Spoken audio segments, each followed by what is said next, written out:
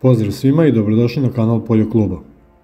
I sami vidite da u ovom videu vam predstavljamo jedan traktor, a u pitanju je Landini. A u pitanju je Land Power T3 koji se pravi u 4 varijante. I to varijanta 125, 135, 145 i 165. Prikazani model koji imate priliku da vidite je Landini Land Power 135. A ispod njegove haube kuca motor radne zapremine od 6728 kubnih centimetara i 6 cilindara. I kao takav on razvija maksimalnu snagu od 133 konjske snage i maksimalni obrtni moment od 580 Nm. Masa ovog traktora je 6 tona. Clearance mu je 500 mm. A njegova visina je 2,98 cm, dok mu je rastojanje između osovina 2,80 cm. Dužina ovog traktora je 5 metara i 345 mm.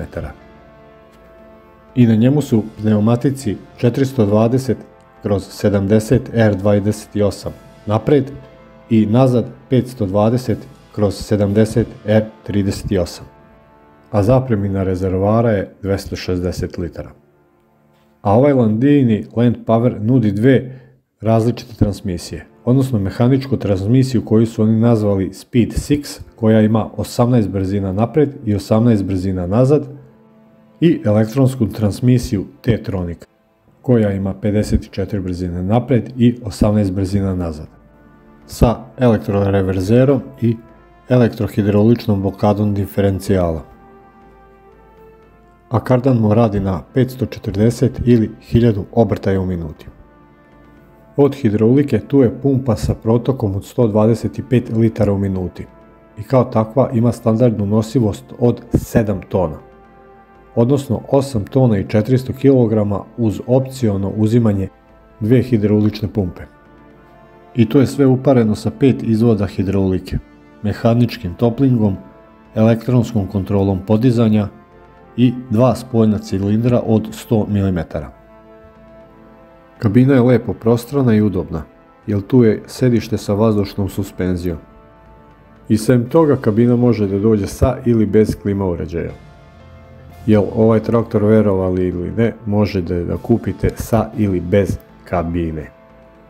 Iskreno mi ovdje u Poljoklubu ne verujemo da će ovaj traktor neko da kupi bez kabine, ali ako vi znate da je neko ovo kupio bez kabine od 133 konjske snage, slobodno nam ostavite ovdje u komentaru. I eto, to bi bile neke osnovne tehničke karakteristike o ovome traktoru. Tako da, kao i svim videima do sada, i u ovom videu, odnosno ove nedelje, ćemo da se igramo i nekima od vas ćemo da poklonimo majice sa logom Poljokluba. I sve što treba da uradite jeste da zapratite kanal Poljokluba ukoliko to do sada niste uradili, lajkujte ovaj video i ostavite svoj komentar na temu ovog traktora. Šta vi mislite o ovom traktoru? Da li ga vi ili neko od vaših kolega posjeduje? Kako se pokazao? Da li možda ima neke skrivene mane? Da li bi ga vi mogli preporučiti nekom od svojih kolega poljoprivrednika? I tako dalje. I mi ćemo to znati da cenimo i kao što sam već pre rekao, nekim od vas najsrećnijima ćemo da poklonimo majice sa logom Poljokluba. Eto, toliko od nas. Uživajte u ostatku videa i jedan veliki pozdrav!